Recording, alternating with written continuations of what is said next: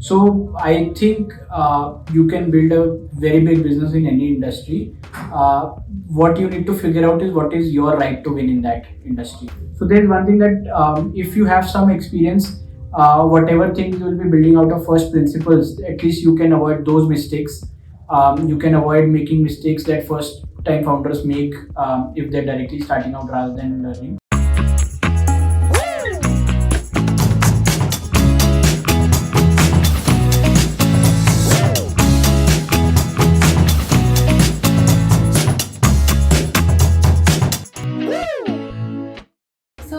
You've been dealing with the MSMEs, and uh, it's a very common thing to hear that the traditional Indian consumer or businessman is very short-sighted when it comes to tech.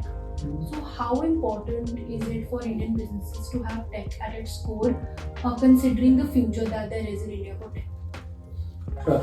So I think one challenge that a lot of businesses face is around the fact that they're not able to scale up because the business owner themselves want to do everything on their own, and they essentially, instead of being a business guy, they end up becoming an operations guy. That they keep on focusing on doing the same things over and over, day in day out, right? So. Once they start adopting certain processes, whether it be through some tool, whether it be through some tech product, or I mean, even on Excel sheets, right? I believe that spreadsheets are the best SaaS tool that exists anywhere, right? If you have certain processes in place that allows you to step out of your own business and focus on how you can grow that, rather than just going in day out and basically solving for the same challenges every day, right? So that is very critical, right? Whether it be adoption of tech or not, irrespective, but having processes in place, especially for businesses that want to scale up, I think that is very critical. There's a saying that managing cash flow is more difficult than actually raising money. And as Credflow is addressing the problem of cash flow management, that is the problem statement of Credflow. So, what is exactly your opinion on this statement? So, I mean, that is absolutely true, right? That cash flow is the oxygen of any business, right? The cash is the oxygen of any business. So, until and unless you have money in your bank to basically grow your business, right? And that can be in form of working capital. So, I mean, essentially, for example, if you look at a lot of businesses around you, most of them are working capital management engines, right? The product that they might be selling might be different, right? But essentially what is the most critical piece of their business is how they're managing their own receivables, how they're managing their payables, how they're managing their inventory, how they're keeping a sufficient enough cash in the bank so that they can continue growing, and how are they basically overall able to bring out the maximum amount of output or maximum amount of profits out of the minimum amount of working capital invested, right? Which is called, in form of a proper financial ratio, it is called return on capital invested, right? ROCE. So, I mean, capital raising is still a job, whether it be equity or debt, right? Something that can be done. But what will determine the success of your business eventually is that how well you're managing the cash that you have, right? We've seen a lot of very, very capital efficient businesses that with the same amount of capital versus someone having raised much more capital, they were able to grow their business because they were able to keep a very, very strong loop on how their receivables are going, where their payables are, how their inventory is structured, right? So I think managing working capital is the foremost and the most important job in any, especially in B2B businesses. B2C business is lesser so, because still, I mean, they are able to collect their money upfront, right? But for B2B businesses, that becomes a very, very critical piece of their business. During when we started the conversation, we sort of mentioned Shark Tank, and when you talk about entrepreneurship in India, I feel like Shark Tank is something that gets into the conversation somehow. Right. So that is what we want to do. Since the debut of Shark Tank, investing, it's sort of become a very accessible thing. It's also something that helps the business owner to get sort of marketing as well. But when we talk about the investing part of Shark Tank, it's a twofold question. Do you think that your company, Credflow, would it ever go on a platform like Shark Tank to sort of gain that opportunity to for investment, considering that you're already in your seed funding now? And secondly, do you think Shark Tank is a platform where a company which is not exactly a B2B company, companies like that, do you think it's a good platform for those companies? Sure. So, I mean, for us, essentially, Shark Tank might not be a good enough platform because we've raised much more capital than what Shark Tank has to offer. So, till date, we've raised about $10 million in equity. We've raised two rounds, a seed round and Series A. Shark Tank is more of a platform for maybe seed stage businesses or pre-seed stage businesses which are just about raising their first or second round. And first round, if they're raising the second round, the first round has to be much smaller. It cannot be a very highly valued round. So maybe not fit for us, but I think it is a very very good platform for I think two or three counts. One is obviously the money part of it, which is getting access to investors, uh, not just people who are there on the Shark Tank, but to be noticed by that entire pool of investors, the VCs and the angels who looked at Shark Tank and basically see them as investable opportunities. So that is one very good outcome, and it is across B2C and B2B to answer your second question.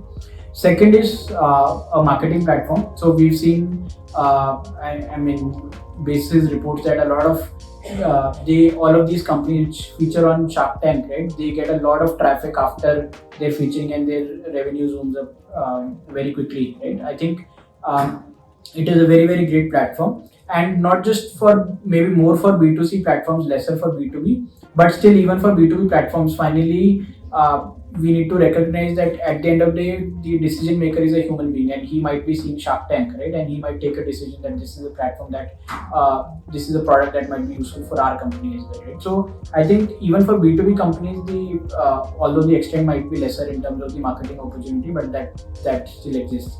And I think most of the B2B companies operate in terms of GTM channels through some distributor or through some middlemen who are upselling their product, and they definitely look at these as opportunity areas to figure out what companies they can. So, do you think growth, which a company sees right after they go on Shark Tank, do you think that is sustainable? And if not, what are some ways that it can become sustainable growth for the company? I think it is a very very good platform for marketing one, but that question of sustainability of growth depends on the product and the business model, right? I think what matters is that even if you get that early spike, right? Once people start using that product, what is the retention? What is the repeat ratio? What is the GTM advantage you are able to take out of that? Are you able to leverage that marketing, say either on your social platforms, or are you able to build a strong distribution channel out of that marketing you've got, so that they basically become your distributors for a long term? So I think what will determine sustainability of that growth is how well you're able to capitalize on that opportunity. Uh, and for some companies, I'm sure it would have been a one-time spike, and for some companies it has been sustainable growth. So, currently, what do you think about the current funding landscape in India? I mean, if you compare it with when you started and for our generation, for example. So, what do you think? What has been the difference, and what's been more difficult for you, currently or when you started? Firstly, I would like to believe we are of the same generation only. But anyways, to answer your question, I think the difference I would say is that I mean, there was an aberration year 2021 wherein just post COVID there was a lot of liquidity in the market, so a lot of startups raised money at that point in time. So that was an aberration that will not come again, maybe at least in the at least the medium and short term. But what has really happened is that startups are really taking off, especially post Shark Tank, post that 2021 phase, wherein a lot of entrepreneurs came into the market and they figured out that I mean, why take up a job when you can build something of your own, right? So that risk reward ratio is becoming much more, I would say, handsome for them. That people who are taking that risk eventually are able to get to that phase once they raise some money, so that they can at least keep their expenses going. They don't have to worry about their own salary, at least.